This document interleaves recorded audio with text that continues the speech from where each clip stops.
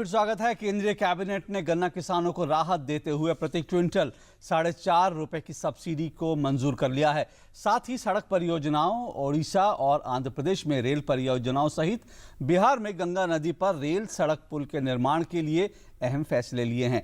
निर्यातकों के लिए लंबे वक्त से चली आ रही ब्याज में छूट की मांग को भी स्वीकार कर लिया गया है। पेश है ये रिपोर्ट। बिहार चुनाव नतीजों के बाद बुधवार को हुई पहली कैबिनेट बैठक में बिहार में करीब 10 सालों से लंबित पड़े गंगा नदी पर रेल सड़क पुल बनाने की परियोजना को मंजूरी दे दी गई। मुंगेर जिले की इस परियोजना में केंद्र सरकार ने 2,774 करोड़ रुपए की राशि को मंजूर किया है। This central government stands committed to the people of Bihar. With this approval today of the revised project cost of 2,774 crore rupees for the construction of this rail-cum-road bridge over Ganga at Munger, we believe this project will get a significant boost and kickstart development in Bihar. गन्ना किसानों को राहत पहुंचाने के लिए बुधवार को हुई कैबिनेट बैठक में प्रति क्विंटल 4.5 रुपए की सब्सिडी देने का फैसला लिया गया, जो सीधे किसानों के खातों में पहुंचाई जाएगी। इससे पहले गन्ना मिलों का किसानों पर बकाया देने के लिए सरकार 4,000 करोड़ रुपए से ज्यादा का पैकेज जारी कर चुकी है। सब्सिडी का यह पैसा पेराई के वक्त ही गन्ना किसानों को सीधे चीनी मिल में ही मिल जाएगा। We gave a 6,000 crore rupees soft loan in an earlier cabinet decision.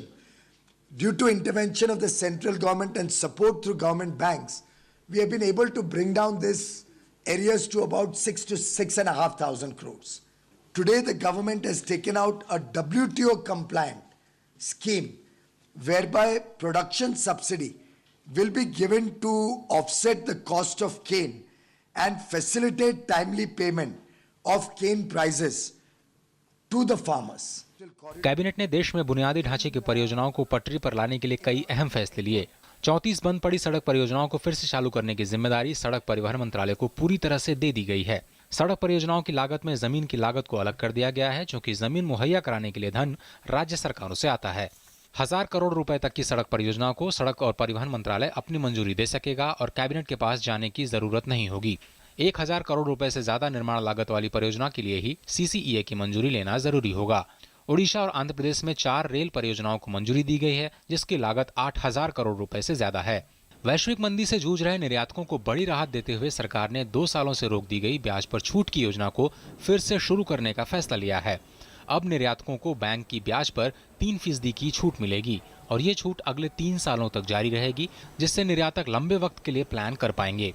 We believe this interest subvention will give a big boost for exports, particularly for the small and medium and micro industries, our artisans, handicraft manufacturers, agro products, food processing.